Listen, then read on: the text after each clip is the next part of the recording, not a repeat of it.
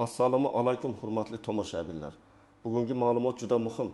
Chunki bu masala bank kartasi bor, ish haqi oladigan, pensiya yoki nafaqa tushadigan, soliq kredit, jarima yoki kommunal qarzdorligi bo'lishi mumkin bo'lgan deyarli har bir odamga tegishli. Men sizga oddiy va tushunarli qilib aytaman. 30 avgustgacha o'z holatingizni tekshirib, kerakli chorani ko'rmasangiz. Ayrim pullar hisobingizdan avtomatik yechib olinishi, kartangizga cheklov tushishi yoki qarzdorlik bo'yicha ijro harakatlari boshlanishi mumkin. Shuning uchun videoni oxirigacha ko'ring. Men hozir nimani tekshirish kerak? Kim xavotir olishi kerak? Kim xavotir olmasa ham bo'ladi? Qaysi xatolar odamlarni ko'proq qiynayotganini va amalda qanday yo'l tutish kerakligini batafsil tushuntiraman. Kanalga hoziroq obuna bo'ling, videoga like bosing. Chunki bunday ogohlantirishlar vaqtida yetib bo'lsa, odamlar keraksiz jarima, penya va majburiy undirishlardan saqlanib qoladi. Oldin ko'pchilik qarzdorlik masalasiga unchalik jiddiy qaramas edi. Masalan, kimdir kommunal to'lovni bir oy kechiktirardi, kimdir soliq qarzini keyinga surardi, kimdir kredit bo'yicha bir necha kun kechikishni muammo emas deb o'ylardi. Ba'zan tizimlar alohida ishlagani uchun odam qarzi borligini kech bilardi. Xat ogohlantirish yoki telefon orqali eslatma kelmasa, odam o'zini xotirjam his qilardi. Hozir esa vaziyat boshqacha. Raqamli tizimlar ko'paydi. Davlat xizmatlari, soliq organlari, banklar, majburiy ijro tizimi, kommunal tashkilotlar va boshqa idoralar o'zaro elektron ma'lumot almashmoqda. Bu nimani anglatadi? Agar sizni tasdiqlangan qarzdorlik, muddati o'tgan to'lov, sud qarori, jarima yoki ijro hujjati bo'lsa, u ko'p hollarda tezroq aniqlanadi va hisobingizdagi mablag'larga ta'sir qilishi mumkin. Men bu yerda odamlarni qo'rqitish uchun gapirmayapman. Men ekspert sifatida shuni aytyapman. Eng katta muammo qarzning o'zi emas. Odamning undan bexabar yurishi. Qarz 1000 so'm bo'lishi mumkin, lekin vaqtida yopilmasa, penya, ijro yig'imi, qo'shimcha xarajatlar, karta cheklovi yoki hisobdan yechib olish kabi oqibatlar yuzaga keladi. Ayrim odamlar mening kartamdan nega pul ketdi deb shikoyat qiladi. Tekshirsa, bir necha oy oldingi jarima, kredit kechikishi yoki majburiy ijro hujjati chiqadi. 30 avgust sanasi nimasi bilan muhim? Ko'p tashkilotlarda avgust oxiri oldidan qarzdorliklarni tartibga solish, ro'yxatlarni yangilash, ogohlantirishlarni yakunlash, yangi o'quv yili mavsumiy to'lovlar yoki hisobot davriga tayyorgarlik bo'ladi. Shu sababli odamlar aynan shu muddatgacha o'z holatini tekshirsa, keyingi bosqichda noqulay vaziyatga tushib qolish ehtimoli kamayadi. Men sizga bugun umumiy qoida va amaliy yo'lni tushuntiraman. Avvalo qarz bor yoki yo'qligini aniqlaysiz. Keyin uning turini tushunasiz. Keyin to'lash, e'tiroz bildirish yoki bo'lib to'lash bo'yicha harakat qilasiz. Birinchi navbatda hisobdan pul yechib olinishi hamma holatda ham noqonuniy degani emas. Agar kredit shartnomasida avtomatik yechish roziligi berilgan bo'lsa, bank muddati kelgan to'lovni kartadan yechishi mumkin. Agar ijro hujjati bo'lsa, majburiy ijro organlari qonunda belgilangan tartibda undirish choralarini ko'rishi mumkin. Agar soliq qarzi tasdiqlangan bo'lsa, belgilangan tartibda qarzni undirish jarayoni boshlanishi mumkin. Lekin har bir holatda hujjat, asos va tartib bo'lishi kerak. Ikkinchi muhim narsa, hamma pul bir xil tartibda yechib olinavermaydi. Masalan, ish haqi tushadigan karta, pensiya, nafaqa, aliment, ijtimoiy yordam kabi mablag'larda cheklovlar va alohida tartiblar bo'lishi mumkin. Amalda esa odamlar mablag' kelib tushgan manbani to'g'ri ajratmaydi. Kartalarni aralashtirib yuboradi. Bitta kartaga ham ish haqi, ham qarzga olingan pul, ham qarindoshdan kelgan o'tkazma tushadi. Keyin qaysi mablag' nima uchun yechilganini tushunish qiyinlashadi. Uchinchi muhim jihat, kichik qarz ham katta noqulaylik tug'dirishi mumkin. Masalan, sizda 120 so'm jarima bor. Siz uni mayli keyin to'layman deb yurasiz. Vaqt o'tadi, jarima bo'yicha ma'lumot ijroga o'tadi. Keyin hisoblaringizga cheklov tushishi yoki qo'shimcha yig'im qo'shilishi mumkin. Natijada 120 so'mlik masala 200 ming yoki undan ko'proq xarajatga aylanishi mumkin. Eng yomoni, pul sizga zarur paytda, masalan farzandingizning o'qish xarajati, dori-darmon yoki uy to'lovi uchun kerak bo'lib turganda yechib olinishi mumkin. Men birinchi bo'lib kredit olgan fuqarolarni ogohlantiraman. Agar sizda bank krediti, mikroqarz, muddatli to'lov, do'kondan bo'lib to'lashga olingan telefon, maishiy texnika yoki avtomobil krediti bo'lsa, to'lov jadvalingizni tekshiring. Bir kunlik kechikish ham ayrim shartnomalarda penya yoki salbiy kredit tarixiga sabab bo'lishi mumkin. Masalan, siz har oy 20 milyon 200 ming so'm kredit to'laysiz. İş haqi 25 sanada tushadi, kredit sanasi esa 23 sana. Siz 2 kun kechiktirib to'laysiz. Siz uchun bu oddiy holdek ko'rinadi, lekin tizimda kechikish sifatida qayd etilishi mumkin. Ikkinchi guruh soliq qarzdorligi bo'lishi mumkin bo'lganlar. Uy-joy, yer, mol-mulk, transport, yakka tartibdagi tadbirkorlik yoki boshqa majburiyatlar bo'yicha qarzingiz bor yo'qligini tekshiring. Ko'pchilik men tadbirkorlikni ishlatmayapman, demak qarzim yo'q deb o'ylaydi. Lekin faoliyat to'xtatilmagan bo'lsa, ayrim majburiyatlar saqlanib qolgan bo'lishi mumkin. Masalan, odam bir paytlar yakka tartibdagi tadbirkor sifatida ro'yxatdan o'tgan, keyin ishni yuritmagan, lekin faoliyatni rasmiy yopmagan. Oradan vaqt o'tib, unga qarzdorlik chiqqanini bilib qoladi. Uchinchi guruh jarimalar bor fuqarolar. Yo'l harakati qoidabuzarligi, ma'muriy jarima, sud qarori, aliment bo'yicha qarzdorlik yoki boshqa ijro hujjatlari bo'lishi mumkin. Ba'zan odam jarima haqida SMS olmagan bo'ladi. Telefon raqami o'zgargan bo'ladi yoki bildirishnomani ko'rmaydi. Lekin bu jarima yo'q degani emas. Shuning uchun men har doim aytaman, faqat SMS kutib o'tirmang, o'zingiz tekshiring. 4-guruh kommunal to'lovlarni kechiktirib yurganlar. Elektr, gaz, suv, chiqindi, issiqlik kabi to'lovlarda qarzdorlik yig'ilib qolishi mumkin. Masalan, oyiga 1 ming so'm to'lov chiqsa, odam 4 oy to'lamasa 320 ming so'm bo'ladi. Keyin bir kunda to'lash og'ir tuyuladi. Agar yana pen yoki xizmat cheklovi qo'shilsa, muammo yanada kattalashadi. Ayniqsa ijarada yashaydiganlar. Eski xonadon sotib olganlar yoki hisob raqami kimning nomida ekanini bilmaydiganlar ehtiyot bo'lishi kerak. 5-guruh kartasiga begona pul tushadiganlar. Masalan, qarindoshingiz sizning kartangizga pul yuboradi. Siz esa o'sha karta bo'yicha qarzdorlik yoki ijro cheklovi borligini bilmaysiz. Pul kelishi bilan bir qismi ushlab qolinishi mumkin. Keyin siz qarindoshingizga pul yo'qolib qoldi deysiz. Aslida esa karta egasining qarzi bo'yicha undirilgan bo'ladi. Shuning uchun qarzi bor odam o'z kartasini boshqalarning pulini qabul qilish uchun ishlatmasligi kerak. Agar sizda kredit bo'yicha kechikish bo'lmasa, soliq va kommunal to'lovlaringiz tartibli bo'lsa, jarima va sud qarori bo'lmasa, kartalaringizda hech qanday cheklov bo'lmasa, vahima qilishga sabab yo'q. Lekin baribir tekshirib qo'yish kerak. Chunki xato ma'lumot eski qarz. Noto'g'ri hisob-kitob yoki siz bilmagan jarima bo'lishi ehtimoli bor. Masalan, odam avtomobilni sotgan, lekin jarima eski egasiga kelgan. Yoki uy sotilgan, lekin kommunal hisob raqami hali eski egasining nomida qolgan. Yoki kimdir telefon raqamini almashtirgan, xabarnomalar bo'lmay qolgan. Shuning uchun men toza yuraman degan odam ham yiliga kamida bir necha marta rasmiy tizimlardan o'z holatini tekshirishi kerak. Birinchi misol. Ish haqi kartasi va kredit. Tasavvur qiling, Akmal aka har oy 3 million so'm ish haqi oladi. Uning 1 million 500 ming so'mlik kredit to'lovi bor. U 3 oy davomida to'lovni 5-7 kun kechiktirib yuradi. Bank dastlab eslatadi. Keyin penya hisoblaydi. Keyin shartnomadagi rozilik asosida kartaga pul tushishi bilan kerakli summani yechib oladi. Akmal aka esa mening roziligimsiz pul yechildi deb o'ylaydi. Aslida kredit shartnomasida avtomatik yechish bandi bo'lishi mumkin.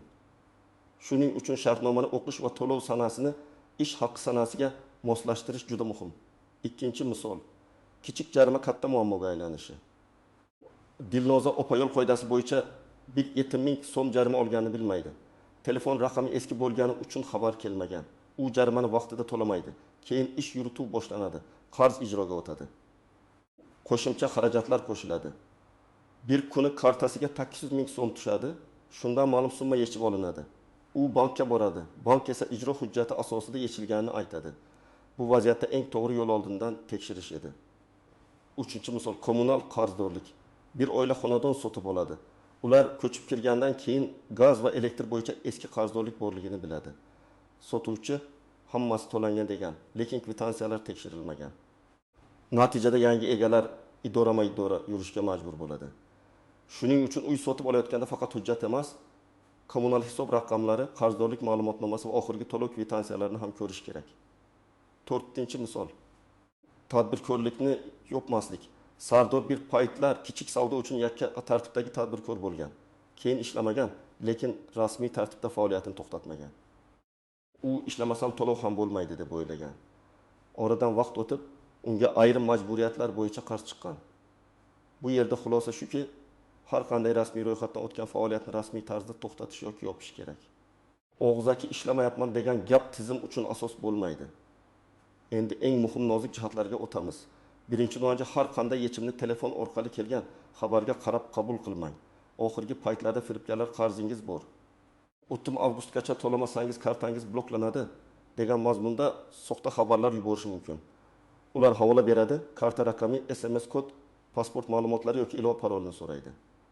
Men qat'iy aytaman. SMS kodni hech kimga bermang. Bank xodimi ham, soliq xodimi ham, ijro xodimi ham sizdan SMS kod so'ramasligi kerak.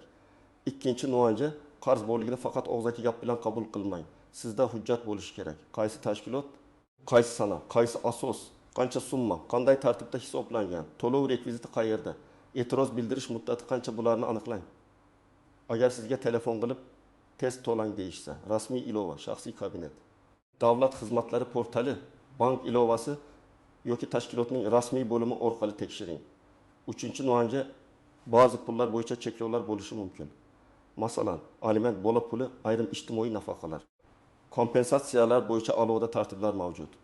Lekin amalda bu mablag'lar umumiy kartaga tushsa, tizim ularni har doim ham siz kutganingizdek ajratmasligi mumkin. Shuning uchun ijtimoiy to'lovlar tushadigan kartani imkon qadar alohida tutish, qarzdorlik bo'yicha holatni oldindan hal qilish va agar noto'g'ri ushlab qolish bo'lsa, darhol yozma murojaat qilish kerak. 4-navbatda noto'g'ri qarzdorlik ham uchraydi. Masalan, siz to'lagansiz, lekin tizimda aks etmagan yoki to'lov boshqa hisobga tushgan yoki sizga tegishli bo'lmagan jarima sizning nomingizga chiqqan. Bunday holatda jahldor bo'lib telefon qilishdan ko'ra hujjat bilan ishlash kerak. To'lov cheki, karta ko'chirmasi, shartnoma, ariza, pasport nusxasi, tegishli ma'lumotnoma bular sizning asosiy dalilingiz bo'ladi. 5. Bo'lib to'lash imkoniyati. Agar qarz katta bo'lsa, odam ko'pincha umuman harakat qilmay qo'yadi. Baribir to'lay olmayman deb yuraveradi. Bu eng noto'g'ri yo'l. Ko'p holatlarda tashkilotga murojaat qilib qarzni bo'lib to'lash, muddat so'rash, qayta hisob-kitob qilish yoki jadval tuzish imkoniyati bo'lishi mumkin. Albatta, hamma joyda bir xil emas, lekin ariza bermasangiz imkoniyat bor yo'qligini bilmaysiz. Endi men sizga aniq harakat rejasini beraman. Birinchi qadam: barcha kartalaringiz va hisoblaringizni tekshiring. Bank ilovasiga kiring. Oxirgi yechimlar, ushlab qolishlar, avtomatik to'lovlar, kredit to'lovlari va komissiyalarni ko'ring. Agar tushunarsiz yechim bo'lsa, bankdan operatsiya tafsilotini so'rang. Faqat pul ketdi deb qolmang. Aynan qaysi tashkilotga, qaysi asosda, qaysi hujjat bo'yicha ketganini aniqlang. Ikkinchi qadam: kreditlaringizni tekshiring. To'lov sanasi, qolgan qarz, kechikish kunlari, penya, sug'urta, komissiya, avtomatik yechish roziligi bor yo'qligini ko'ring. Agar to'lov sanasi sizga noqulay bo'lsa, bankdan uni o'zgartirish imkoniyatini so'rang. Masalan, ish haqi 28 sanada tushsa, kredit 20 sanaga qo'yilgan bo'lsa, har oy muammo bo'ladi. Buni oldindan moslashtirish kerak. 3-qadam: soliq organlarining rasmiy ilovasi yoki shaxsiy kabineti orqali mol-mulk, yer, transport, tadbirkorlik va boshqa majburiyatlar bo'yicha qarzingizni ko'ring. Agar tushunarsiz summa chiqsa, darhol izoh so'rang. Keyin boraman demang. Avgust oxir kelguncha bunday masalalarni yopish yaxshiroq, chunki keyin navbat. Shoshilish va qo'shimcha noqulayliklar ko'payadi. 4-qadam: jarimalarni tekshiring. Yo'l harakati jarimalari, sud qarorlari, ma'muriy ishlar va ijro hujjatlari bo'yicha rasmiy manbalardan ma'lumot oling. Agar avtomobilingiz bo'lsa, davlat raqami va texnik pasport ma'lumotlari orqali tekshiring. Agar avtomobil sotgan bo'lsangiz, hujjatlar to'liq rasmiylashtirilganiga ishonch hosil qiling. Ishonchnoma bilan berilgan avtomobil masalasida ayniqsa ehtiyot bo'ling. Chunki jarimalar kimning nomiga tushayotgani muhim. 5-qadam: kommunal to'lovlarni tartibga soling. Elektr, gaz, suv chiqindi va boshqa xizmatlar bo'yicha hisob raqamlarini yozib chiqing. Har biridan qarz bor yo'qligini tekshiring. Agar ijarada yashasangiz, uy egasi bilan yozma ravishda kelishib oling. Qaysi to'lovni kim to'laydi, qarz chiqsa kim javob beradi, oxirgi kvitansiyalar qayerda saqlanadi. Og'zaki kelishuv keyin nizoga sabab bo'lishi mumkin. 6-qadam: hujjatlarni yig'ing. Pasport yoki ID karta, stir, bank karta ma'lumotlari, kredit shartnomasi, to'lov cheklari, kommunal kvitansiyalar, sud yoki ijro hujjatlari, arizalar nusxasi, SMS va ilova bildirishnomalari, bularni alohida papkaga joylang. Elektron shaklida ham saqlang. Masalan, telefoningizda qarzdorlik hujjatlari degan papka ochib, barcha cheklarning rasmini saqlab qo'ying. Chek yo'qolsa, dalil topish qiyinlashadi. 7-qadam, agar xato bo'lsa, yozma murojaat qiling. Arizada quyidagilar bo'lishi kerak: ism, familiyangiz, pasport yoki ID ma'lumotlari, aloqa raqamingiz, masalaning mazmuni, qaysi summa bo'yicha e'tiroz bildirayotganingiz, nima uchun noto'g'ri deb hisoblayotganingiz, ilova qilinayotgan hujjatlar ro'yxati va javobni yozma berishni so'rash. Arizani topshirganingizni tasdiqlovchi raqam yoki nusxani oling. Og'zaki murojaat ko'pincha ishsiz qoladi. 8-qadam, agar qarz haqiqatan ham sizniki bo'lsa, uni yashirmang. To'lash imkoningiz bo'lsa, to'lang va chekni saqlang. To'lash imkoningiz bo'lmasa, bo'lib to'lash bo'yicha murojaat qiling. Qarzga beparvo qarash eng yomon qaror. Chunki tizim baribir uni ko'radi. Faqat siz uchun noqulay vaqtda ko'radi. Bugun 300 ming so'm bo'lgan qarz ertaga penya va boshqa xarajatlar bilan ko'payishi mumkin. 9-qadam. Kartangizdan foydalanganda ehtiyot bo'ling. Agar sizda ijro yoki katta qarzdorlik borligini bilsangiz, boshqalarning pulini o'z kartangizga qabul qilmang. Masalan, ukangiz sizga 2 million so'm yuborsa, tizim qarz bo'yicha uning bir qismini ushlab qolishi mumkin. Keyin oilaviy tushunmovchilik kelib chiqadi. Bu qarzdor odamning eng ko'p qiladigan xatolaridan biri. 10-qadam. Firibgarlardan saqlaning. Hech qachon karta amal qilish muddati, CVV kodi, SMS kod, bank ilovasi parolini bermang. Qarzingizni yopib beramiz, blokni yechamiz, jarimani o'chirib tashlaymiz degan odamlarga ishonmang. Rasmiy to'lov faqat rasmiy rekvizit, bank ilovasi yoki tashkilot kassasi orqali qilinadi. Agar kimdir shaxsiy kartasiga pul o'tkazishni so'rasa, bu juda xavfli belgi. Men tavsiya qiladigan eng o'qilona yo'l shunday: bugunning o'zida 30 daqiqa vaqt ajrating. Avval bank ilovasini oching, keyin kredit bo'limini ko'ring, keyin soliq qarzlarini tekshiring, keyin jarimalarni tekshiring, keyin kommunal to'lovlarni ko'ring. Agar hammasi toza bo'lsa, skrinshot yoki ma'lumotni saqlab qo'ying. Agar qarz chiqsa, darhol summani, asosni va muddatni yozib oling. Keyingi qadamda qarzni 3 toifaga ajrating. Birinchi toifa darhol to'lash mumkin bo'lgan kichik qarzlar. Masalan, 100 ming, 100 ming, 200 ming so'm. Bularni cho'zmaslik kerak. Ikkinchi toifa aniqlashtirish kerak bo'lgan qarzlar. Masalan, siz to'lagansiz, lekin tizimda turibdi. Bu bo'yicha hujjat bilan murojaat qiling. Uchinchi toifa katta qarzlar. Masalan, bir necha million so'm kredit, soliq yoki ijro qarzi. Bunda bo'lib to'lash, muddat so'rash, qayta hisoblash yoki yuridik maslahat olish kerak. Agar bank kartangizdan pul yechilgan bo'lsa, birinchi navbatda bankdan to'liq ma'lumot oling. Qaysi tashkilot so'rovi bilan, qaysi sana, qaysi summa, qaysi hujjat asosida yechilganini so'rang. Bank sizga umumiy javob bersa, yozma murojaat qiling. Keyin o'sha tashkilotga boring yoki rasmiy murojaat yuboring. Agar yechim noto'g'ri bo'lsa, qaytarish bo'yicha ariza bering. Agar to'g'ri bo'lsa, qolgan qarz, penya va keyingi undirishlar haqida ma'lumot oling. Agar siz pensiya, nafaqa yoki ijtimoiy yordam olsangiz, bu mablag'lar tushadigan hisobni alohida kuzating. Noto'g'ri ushlab qolish bo'lsa, darhol bankka va tegishli tashkilotga murojaat qiling. Arizada bu mablag'ning manbasini ko'rsating va tasdiqlovchi hujjatlarni ilova qiling. Bunday masalada vaqtni cho'zmaslik kerak, chunki keyin pulni qaytarish jarayoni cho'zilib ketishi mumkin. Agar siz tadbirkor bo'lsangiz, avgust oxirigacha hisobotlar, soliqlar, majburiy to'lovlar, elektron hisob fakturlar, kassa, ijara shartnomasi va xodimlar bo'yicha majburiyatlarni alohida tekshiring. Tadbirkorlikda bilmagan edim degan gap ko'pincha jarimani bekor qilmaydi. Shuning uchun buxgalter bilan birga shaxsiy kabinetga kirib, qarzdorlik va bildirishnomalarni ko'rib chiqing. Hurmatli tomoshabinlar, men bugun sizga eng muhim fikrni yetkazmoqchiman. 30 avgustgacha o'z qarzdorliklaringizni, kartalaringizni, kreditlaringizni, jarimalaringizni va kommunal to'lovlaringizni tekshirib chiqing. Pul hisobdan yechilgandan keyin yugurib yurishdan ko'ra, oldindan aniqlab, tartibga solish ancha oson. Kichik qarzni vaqtida yopish, noto'g'ri summaga vaqtida e'tiroz bildirish, katta qarz bo'yicha bo'lib to'lashni so'rash. Bularning hammasi sizni ortiqcha xarajat va asabiylikdan saqlaydi. Eng asosiysi, faqat rasmiy manbalarga ishoning. SMS kod bermang. Shubhali havolalarga kirmang. Begona odamga karta ma'lumotlarini aytmang. Har bir to'lov bo'yicha chekni saqlang, har bir murojaatni yozma qiling, har bir qarzning asosini tekshiring. Sizda shunday holat bo'lganmi? Kartangizdan tushunarsiz pul yechilganmi? Jarima kech ma'lum bo'lganmi? Yoki qarzdorlikni yopishda muammo chiqqanmi? Izohlarda yozib qoldiring. men va boshqa tomoshabinlar uchun bu juda foydali tajriba bo'ladi. Videoga like bosing, kanalga obuna bo'ling va yaqinlaringizga ham yuboring. Chunki bu ma'lumot o'tim avgustgacha ko'pchilikka kerak bo'lishi mumkin.